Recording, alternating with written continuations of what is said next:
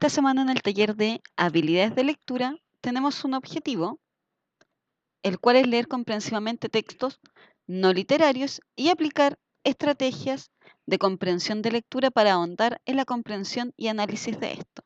Si ustedes recuerdan, hasta la semana pasada nosotros estuvimos trabajando lo que era textos literarios. Partimos trabajando lo que era narrativa, luego pasamos a lo que es el género dramático, trabajamos cierto algunos aspectos y finalmente trabajamos lo que era el género lírico.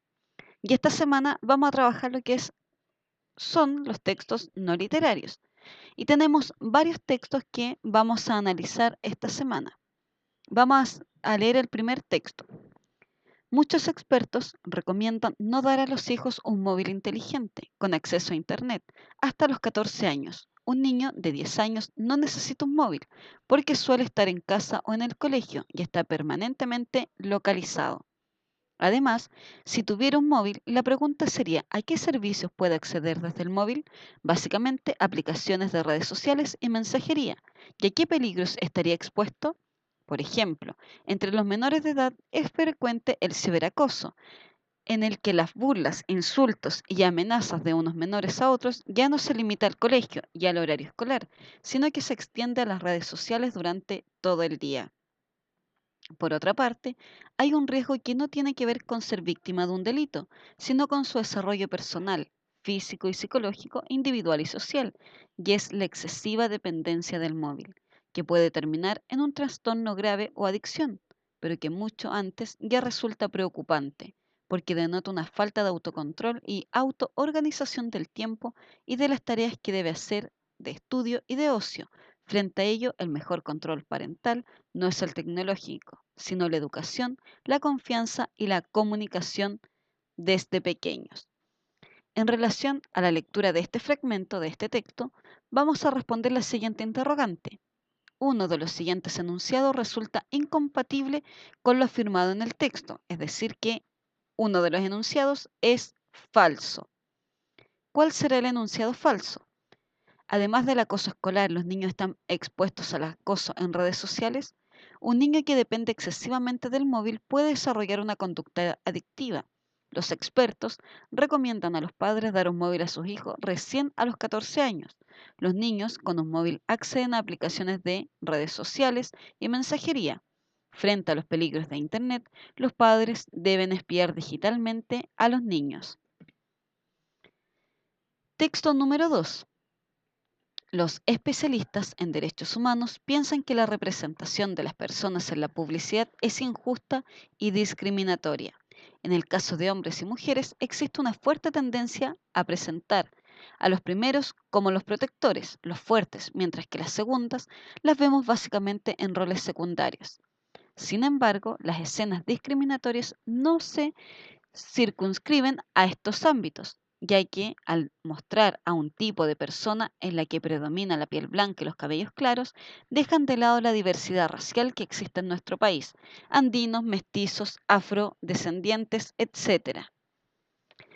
Mariela Jara señala que los mensajes publicitarios también discriminan cuando exponen situaciones en las que priman momentos de realización, felicidad y prosperidad económica en un país en el que gran parte de la población, el 24.8%, vive en la pobreza.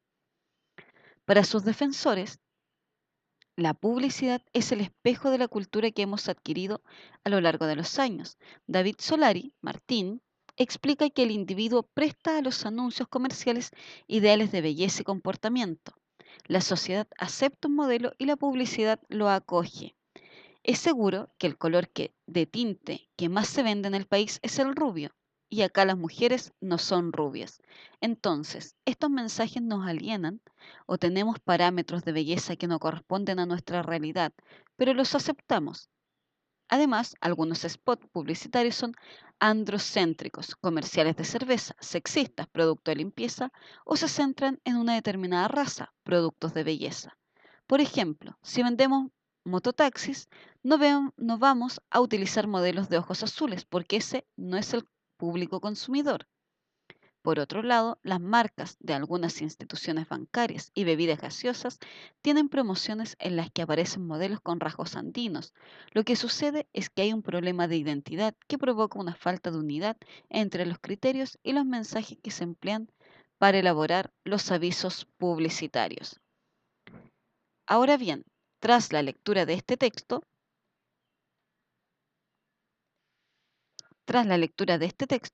vamos a responder las siguientes interrogantes. La pregunta número 2. ¿Cuál es el tema principal que desarrolla el texto? ¿Los contenidos discriminatorios en la publicidad en el país? ¿La aceptación de los roles tradicionales en la población? ¿Los valores tradicionales de los medios de comunicación? ¿Los problemas de identidad en las promociones de venta? ¿O la crítica de los actuales anuncios comerciales regionales?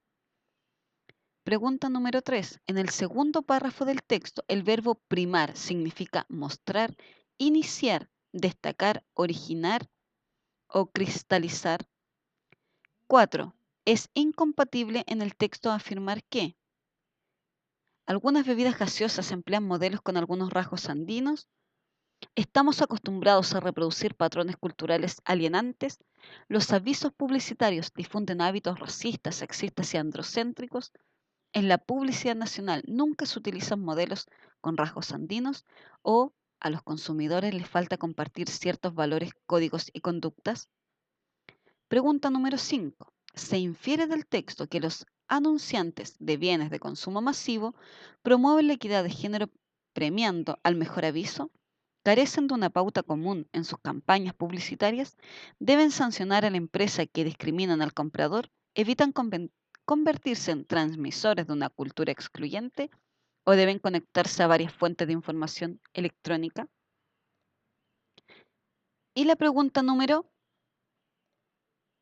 5, 6, perdón, pregunta número 6, señala que si se realizara un comercial de productos cosméticos para la televisión, probablemente tomaría en cuenta la diversidad racial de los habitantes de la capital, ofertaría tintes de color castaño claro, entre otras variedades de tonos, disminuiría los ingresos de las industrias de belleza a nivel regional, crearía un modelo de vida acorde con el estatus de vida foráneo o contaría con de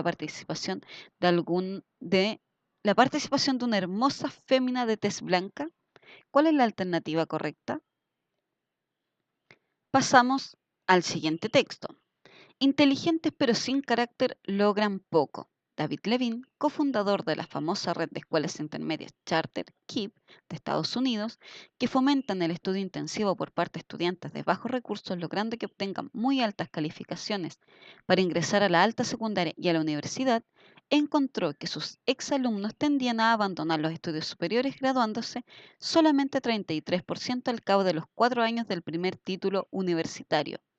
Si bien seguía siendo superior al 31% del promedio nacional, estaba muy lejos de su meta de graduar al 75% de los egresados. Levine encontró algo curioso. Los alumnos que se mantenían en la universidad no eran los que tenían las mejores notas en el colegio, sino los que evidenciaban tener ciertas fortalezas de carácter como optimismo, perseverancia e inteligencia social. Eran aquellos que rápidamente se recuperaban de cualquier traspié, sin quedarse atados a sus fracasos. Podían tolerar dejar de ir al cine para terminar sus trabajos o mantenerse optimistas pese a los líos en el hogar o pedir a los profesores trabajos adicionales para recuperar sus malas notas. En suma, encontró que si bien el CI, cociente intelectual, era un buen predictor de los puntajes de las pruebas nacionales de logros de aprendizaje, los mejores predictores de la perseverancia en los estudios superiores eran los indicadores relevantes del carácter. Es decir, tenían una relevancia el trabajo duro, valiente y perseverante en búsqueda de un objetivo, como por ejemplo en el caso de un atleta que se esfuerza y entrena duramente, se folla en competencias en las que a veces gana y otras pierde, supera sus frustraciones, sigue para adelante sin rendirse, hasta llegar lo más cerca posible del logro aspirado. Esa no es la experiencia que se llevan consigo gran cantidad de los estudiantes a los que les viene fácil el logro académico por sus ventajas intelectuales genéticas, pero que se esfuerzan poco en cultivar su excelencia. Esas personas, cuando enfrentan algo que realmente les resulta difícil, se achican y rinden, porque no están acostumbradas a ese tipo de experiencias.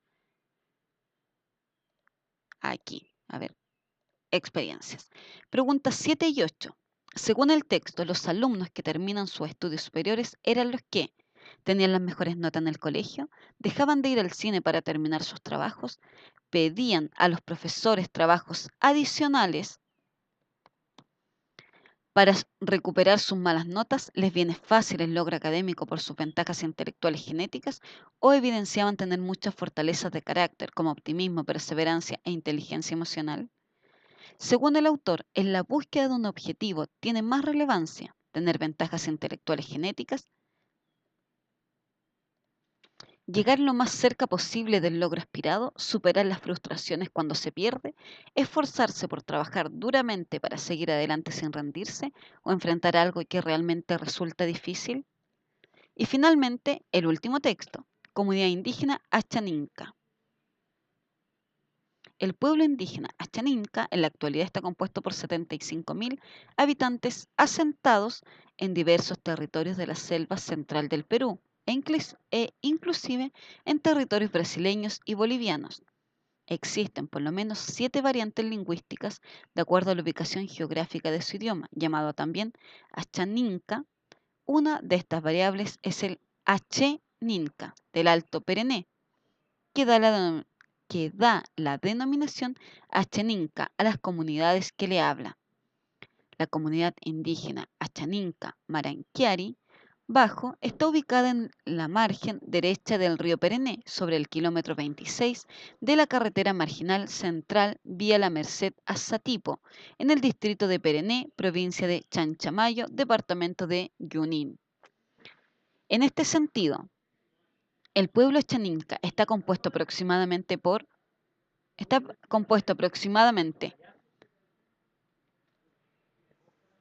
por más de 65.000 y menos de 70.000 habitantes, por más de 76.000 y menos de 80.000 habitantes, entre 73.000 y 78.000 habitantes, por la cuarta parte de 100.000 habitantes o por 75.000 millones de habitantes.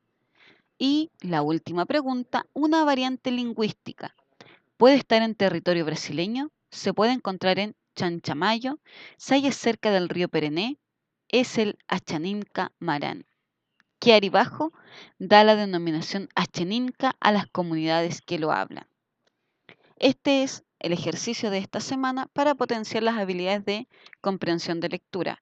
Recuerden que el PowerPoint está en MySchool, ustedes lo pueden descargar, pueden subrayar las partes que son fundamentales, aquellas que les van a permitir responder las interrogantes de forma certera. Pueden hacer comentarios, ¿cierto? Si es que utilizan su computador, pueden hacer comentarios a las preguntas y lo ideal sería que al ingresar a la clase tengamos unas 2 o 3 respuestas de la actividad de esta semana.